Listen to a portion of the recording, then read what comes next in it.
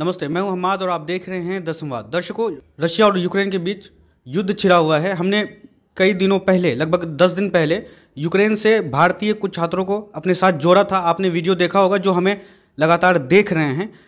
उसी में से एक छात्रा प्रियदर्शनी पल्लवी जो हमारे साथ आज हैं, ये आज अपने घर पहुंची हैं। इनको आने में देर हो गई थोड़ी। प्रिया जी, आपका तो पहले स्वागत है द संवाद पर। जी, थैंक यू। कैसा रहा आपका सफ़र? बहुत ही कठिनाइयों से भरा हुआ और बहुत ही अजीब। मैं 10 दिनों से अभी तक यात्रा ही कर रही थी।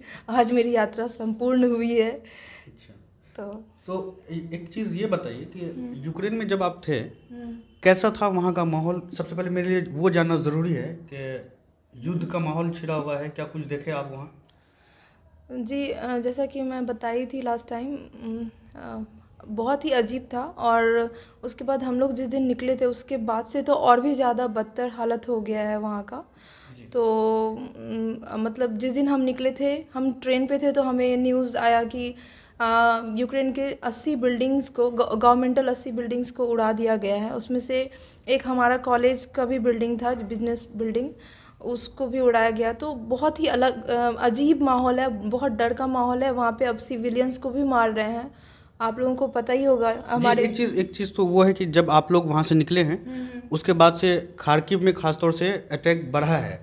तो कुछ वहाँ के दोस्तों से कुछ कांटेक्ट है आपका? जी है कांटेक्ट। और खार्किव में तो फर्स्ट डे से ही मतलब स्टार्ट जो है खार्किव से ही किया था उन्होंने, क्योंकि खार्किव जो है वो रसिया बॉर्डर के पास ही है।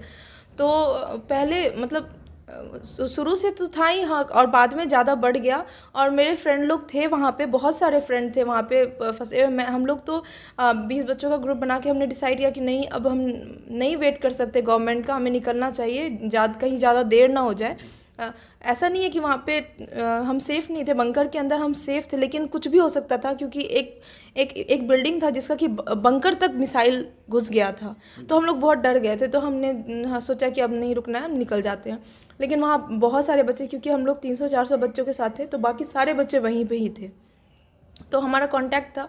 अभी 2 दिन पहले तक ही खाली हुआ है, कल तक खार्किव खाली हुआ इंडियन बच्चों से जो थे वहाँ पे सारे।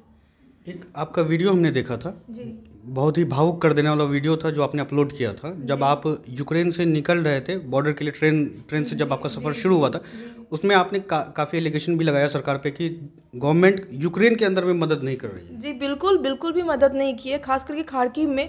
जबकि उन्हें क्या सबको पता है खार्किव जो है मेन टारगेट पे है, खार्किव और कीव। तो उनको सबसे पहले उन लोगों का मेन मोटो होना चाहिए कि वहाँ से हमारे जो बच्चे हैं उनको निकालना चाहिए। क्योंकि जैसा भी है, हम लोग भले ही बाहर पढ़ने जाते हैं तो आके तो हम अपने इंडिया को ही सर्व करेंगे एज अ डॉक्टर। तो उन लोगों को हमें मतलब उन लोगों को ऐसा कुछ करना चाहिए था। और ऐसा नहीं है कि हम कांटेक्ट नहीं कर रहे थे। वहाँ पे इंडियन एम्बेसी थी कीव में, ऑफिस इंडियन एम्बेसी की, उनको हमने कितनी बार कॉल किया, लेकिन उन लोगों का कोई अच्छा रिस्पांस ही नहीं आ रहा था। बहुत अजीब बात कर रहे थे वो लोग। बोलते थे बॉर्डर तक जाओ, जैसे भी जाना है, आई डोंट केयर, आप लोग जाओ वहाँ पे हमारी गवर्नमेंट वहाँ से आपकी हेल्प होगी। तो ये तो बात नहीं हुई। इवैक्यूएशन का मतलब क्या होता है कि किसी डेंजर जोन से सेफ जोन पे लेके जाना। लेकिन वो बोल रहे हैं आप सेफ जोन तक जाओ, जैसे भी आपको मरते मरते जैसे भी जाना है जाओ, वहाँ से हम निकालेंगे आपको। ये कौन सा बात हुआ? ये तो इवैक्यूएशन हुआ ही नहीं। आपने एक वीडियो में एक लाइन कहा था कि जब हम फ्लाइट पर होंगे कोई हमारा स्वागत कर रहा होगा। हाँ, हमसे स्लोगन लगवाए जाएंगे। ऐसा कुछ हुआ था क्या? हाँ, मतलब हमसे पहले भी बहुत बच्चे निकले थे वहाँ से। हम लोग पहले नहीं थे, हम लोग तो दूसरे को देख के फॉलो कर रहे थे, समझिए। तो एक तरह से मेरा एक फ्रेंड है, शुभम नाम है, वो निकला था शायद पोलैंड बॉर्डर पे गया था वो। तो वहाँ पे वो 90 घंटे खड़ा रहा था। हाँ, और ऐसा नहीं है कि हम बना के बोल रहे हैं या कुछ भी। बहुत सारे बच्चों ने वीडियो अपलोड किया। हाँ, तो ये गलत नहीं है। और वहाँ और क्या अपने जो कौन से मिनिस्टर है, पीयू, नाम नहीं लेना चाहती मैंने वीडियो देखा इंस्टाग्राम पे, मैं उनको फॉलो करती हूँ। तो वो एकदम सारे फ्लाइट के अंदर गए, वीडियो कैमरा मैन लोगों के साथ, वहाँ पे सबसे क्लैपिंग हुआ। तो ये सब चीज़ तो हो ही रहा था और अभी भी हो रहा है, वो तो है ही। अभी वैसे सुना है कि सुमी सिटी जो है वहाँ से इंडियन वहाँ के अंदर गई है गवर्नमेंट की बसेस। तो अभी कर रही है, लेकिन इतना लेट करके क्या मतलब बनता है। सोमी सिटी का तो और भी बदतर हाल है, आप लोगों ने देखा होगा, वहाँ पे पानी खत्म हो गया था तो बच्चे बर्फ़ जमा कर रहे थे पीने के लिए। तो ऐसा माहौल है वहाँ पे। इस चीज़ पे जल्द से जल्द एक्शन लेना चाहिए, ऐसे नहीं होता है ना। एक चीज़ बताइए, आप अभी कह रहे थे कि हम पढ़ने के लिए भले ही फॉरेन गए लेकिन सर्व इंडिया को करेंगे। हाँ, ऐसी क्या नौबत आ गई कि आपको फॉरेन जाना पड़ गया?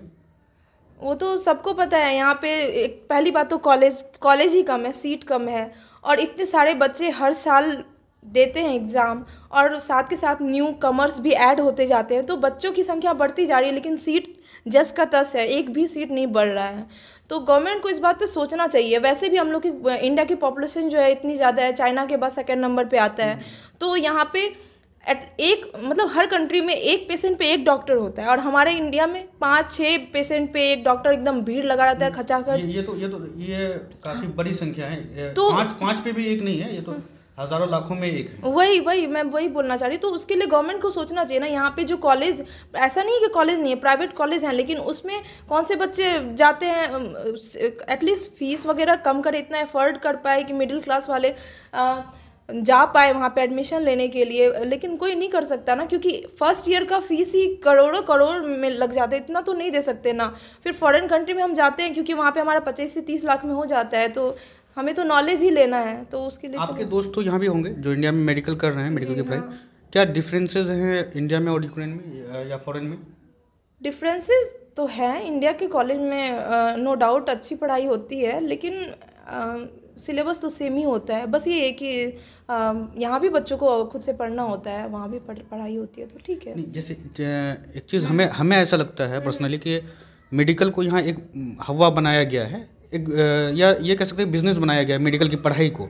ऐसा फॉरेन में भी ऐसा कुछ है क्या? देखिए मतलब है, लेकिन इतना नहीं है जितना यहाँ पे है। मतलब वहाँ पे भी पैसे तो लेते ही हैं, एजेंट वगैरह ये सब तो है ही, लेकिन इतना नहीं है कि कोई कर नहीं सकता। और जिसको पढ़ना होता है तो वहाँ पे चले जाते हैं। यहाँ पे तो एडमिशन से पहले डोनेशन वगैरह इतने सारे लगते हैं, वहाँ डोनेशन नहीं लगता। वहाँ पे कॉलेज फी लगता है। यही है कि थोड़ा कॉलेज फी बढ़ा के लेते हैं। नॉर्मल वहाँ के जो लोकल पीपल हैं उन लोगों से जितना लिया जाता है उससे हमें थोड़ा ज़्यादा देना होता है। कई बार तो ये भी होता है ना, स्कॉलरशिप वगैरह भी मिल जाता है कई बच्चों को। मतलब हमारे कॉलेज में नहीं है, लेकिन है बहुत सारे कॉलेज में, लेकिन मेरे कॉलेज में नहीं था स्कॉलरशिप की फैसिलिटी।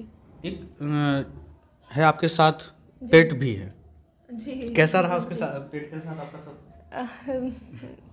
ठीक था। मतलब हम जब बंकर में छुपे थे तो इसको मैं फ्लैट पे ही छोड़ के चली गई थी, क्योंकि उस टाइम हमें बस अपना जान बचाना था, समझ नहीं आ रहा था, बगल में मिसाइलें गिर रही थी। तो बस खाना वाना डाल के मैं चली गई। 5 दिन तक हम बंकर में थे, तो टेंशन भी होता था क्योंकि ये थोड़ी पेट है, पालतू है। तो हम लोग जब हम रूम पे आते हैं तभी ये हम लोग के सामने खाना खाती है या जो भी इसका काम होता है तो करती है, ऐसे नहीं तो बैठी रहती है पूरे दिन, वेट करती है। तो इसी बात का टेंशन था कि पता नहीं अकेले क्या कर रही होगी। और फिर जब 5 दिन के बाद और सब बोल रहे थे कि नहीं पता नहीं तुम कहाँ लेके जाओगी, ऐसे भी अलाउ नहीं होता है पेट के साथ ट्रैवल करना। उसके लिए आपको अलग से प्रोसीजर होता है, पासपोर्ट वगैरह बनाना पड़ता है। तो वो मेरे पास था नहीं। वैक्सीनेटेड तो है मेरी पेट, बट पासपोर्ट नहीं बना पाई थी मैं। लेकिन सब मुझे बोल रहे थे इसे कहीं छोड़ देना या फिर ऑनर से बात करो उसे दे देना। मैंने वो सब ट्राई किया, लेकिन सब कोई अपने जान को बचाने के लिए बड़ा होता तो किसी ने एक्सेप्ट नहीं किया। मैं एयरपोर्ट पे बात की थी, वहाँ पे जो इंडिया की तरफ से एडमिनिस्ट्रेटिव लोग रिप्रेजेंट कर रहे थे, हम लोग का केयर कर रहे थे, उनको मैं बोली थी कि देखिए मेरे पास पेट है बट इसका पासपोर्ट नहीं है तो क्या अलाउ होगा। उन्हें भी पता नहीं था कि मिल रहा है फ्री में ले जाने के लिए। तो वो मुझे नंबर वगैरह दिए थे कि आप अगर नहीं ले जा पाए तो आप यहाँ हंगरी में पेट केयर सेंटर है वहाँ डाल सकती है, या मुझे वो बता दीजिएगा, आप एयरपोर्ट पे ही रख दीजिएगा, मैं लेता जाऊँगा। तो ये सब किया था, बट पता नहीं मैं भी कहीं ना कहीं यही सोचती कि कैसे छोड़ देती। मैं 3 साल से इसको रखी हुई हूँ, तो पता नहीं, वो लगाव हो गया था। हाँ बहुत लगाव तो है, बहुत ज़्यादा। देख सकते हैं पेट को हम? जी वो तो इसका नाम है पूचू। अच्छा। ये अभी थोड़ा डर रही है। आप तो बॉर्डर गए ट्रेन से, उसके बाद फिर आप इंडियन एयरफोर्स की फ़्लाइट से दिल्ली आए। जी। ये फ़्लाइट का वाला मामला कैसा रहा? हाँ, बॉर्डर गए हम लोग। वहाँ पे 3 बॉर्डर खुली हुई थी, हंगरी, पोलैंड, रोमानिया के लिए। तो हम लोग हंगरी डिसाइड किए, क्योंकि रोमानिया मैक्सिमम बच्चे रोमानिया जा रहे थे, क्योंकि सबको पता था वहाँ पे 29 फ्लाइट्स वहाँ से जा रही है, तो ज़्यादा जल्दी होगा, ऐसा सोच के सब उधर ही जा रहे थे। लेकिन हम लोग सोचे कि सब उधर जा रहे हैं, हम लोग थोड़ा इधर जाके देखते हैं क्या पता। लेकिन इधर जाना हमारे लिए सही रहा, हमें ज़्यादा वेट नहीं करना पड़ा। जल्दी हम लोग को सब कुछ, मतलब हम लोग का जितना भी हम लोग, प्रोसीजर था वो हाँ, पूरा स्टेशन पे थे बुडापेस्ट पे, वहीं पे रजिस्ट्रेशन हो गया फ़्लाइट के लिए। उसके बाद हमें फ़्लाइट भी मिल गई, शाम तक हम लोग फ़्लाइट पे चढ़ भी गए और दिल्ली लैंड कर गए। और फिर दिल्ली एयरपोर्ट पे हमें, जैसे हम लोग बिहार से हैं, तो बिहार सदन से लोग आए थे रिसीव करने के लिए, ऐसा कहा। जी, बिहार भवन से। तो ऐसा कहा गया कि बिहार सरकार हम लोगों की आगे का जो सफ़र है वो हम लोग का वो खर्चा उठाएगी। जी। फिर हम लोग को बिहार भवन में रुकवाया गया और सबके लिए फ़्लाइट वगैरह अरेंज करवाया गया। तो मैं और मेरी एक और फ्रेंड है, वो हम दोनों के पास पेट थी। तो हम लोग, मतलब ऐसा नहीं है कि हम लोग छुपा के लेके आए थे या कुछ भी। नहीं, वो तो जब आप आए तो फिर वो तो हाँ, तो गवर्नमेंट ही पेट को लाने दे रही है, तो बिहार सरकार भी ऑब्वियसली करेगी ही ऐसा। तो वहाँ पे जो टिकट कर रहे थे, तो हमने बोला कि हमारे पास पेट है, आप उसी हिसाब से हमारी टिकट कीजिएगा। तो बोलते हाँ हाँ मैम, और ऊपर से उन्होंने फॉर्म भी भरवाया हमसे, उसमें मेंशन करवाया हमारे पास कैट है, सब कुछ हुआ एकदम अच्छे से। फिर अचानक से हमें टिकट दे दिया स्पाइस जेट का, और सबको पता है कि स्पाइस जेट पे पेट अलाउड नहीं होता है। हमने बोला भी कि सर ये जो आपने टिकट दिया इसमें अलाउड नहीं है, तो बोलते नहीं नहीं मैम, आपके लिए हमने बोला ना, आप इवैक्यूएट होके जा रहे हो ना, तो आपके लिए अलाउड है। तो हम भी समझे होगा, तो हम मान गए। हम फिर नेक्स्ट डे जब गए वहाँ एयरपोर्ट थे, वहाँ पे एयर होस्टेज जो थी स्पाइस जेट की, वो हमें रोक दी, बोली नहीं आप तो नहीं जा सकते पेट के साथ, अलाउड ही नहीं है हमारे मतलब फ़्लाइट में, ये अलाउ ही नहीं है। हम बोले कि मैम हम लोग का तो इवैक्यूएशन वाला है, तो बोले कुछ भी हो अलाउ ही नहीं है, आप नहीं जा सकती। तो हम लोग फिर वहाँ बैठे हुए थे, 3 घंटे तक हम वहाँ बैठे, और बहुत फ़ोन वोन किया, बट कुछ रिस्पांस नहीं आया। उसके बाद फिर हम लोग खुद से ही टिकट करके आए, इसलिए। फिर एयरपोर्ट के बाद आप वापस आए या फिर वहाँ से कहाँ गए? जी, मेरी वहाँ से बिहार भवन में तो हमें रुकने ही नहीं दे रहे थे, वो बोल रहे थे 1 दिन से ज़्यादा अलाउ नहीं है रुकना। तो हम सोचे क्यों ही प्रॉब्लम करना। हमारे फ्रेंड का घर था, तो हम लोग वहाँ पे चले गए, फिर वहीं पे रुके थे, वहीं से ट्रेन किया पटना के लिए। तो फिर वहाँ पे एक जैसे कि आपदा भवन, आपदा भवन में पापा कॉल किए थे कि मेरी बेटी के साथ ऐसा हुआ, नहीं मिला। तो उसी में बोले ठीक है कोई बात नहीं सर, आपकी बेटी पटना आ रही है, तो हम लोग वहाँ पे रिसीव करने जाएंगे। तो एक मतलब शाम में कॉल किए थे, और कल सुबह तक यही बात थी। और फिर हम जब ट्रेन पे चढ़े, 3 बजे ट्रेन थी, ट्रेन पे चढ़े, फिर पापा को हम बोले कि पापा ठीक है हम लोग कल सुबह पहुँचेंगे। तो पापा बोलते अभी फ़ोन आया था सर का कि नहीं नहीं कोई नहीं लेने जा पाएगा, आप अपना देख लीजिए खुद ही। तो फिर हम लोग मतलब वो भी हाथ खड़े कर दिए? हाँ, वो भी कर दिए। और मतलब मुझे ये नहीं समझ आता, जैसे फ्लाइट बिहार गवर्नमेंट ने करवाया, उसका फिर अगर आप बिहार भवन से कांटेक्ट करती हैं तो हो सकता है ट्रेन का जो फेयर है किया था ना हमने बिहार भवन के जो थे। और बात ये नहीं है ना, बिहार भवन में हर रोज़ जो थे वहाँ के मैनेजर स्टाफ, वो हर रोज़ चेंज होते थे। तो कांटेक्ट करने का भी कोई फ़ायदा नहीं था, लेकिन फिर भी हमने किया था, ऐसा नहीं कि नहीं किया था। वहाँ पे एक सर थे जो हमें रिसीव करने आए थे, चारू नाम था, उनसे बात किया था। उन्होंने ही आपदा का नंबर दिया था मेरे पिताजी को, आपदा विभाग का। बिहार में तो जो बिहार गवर्नमेंट ने जो जिम्मेदारी दी थी वो आपदा विभाग को ही मिला था पूरा इस प्रोसेस के लिए। जी। तो वो मना कर दिए। तो उसके बाद फिर हम पटना उतरे, मेरा भाई गया वहाँ पे लेने के लिए मुझे, फिर वहाँ से हम कटिहार आए। एक अभी मेरे जहन में अचानक से ख्याल आया जी, आपका फाइनल नहीं हुआ है मेडिकल अभी? नहीं।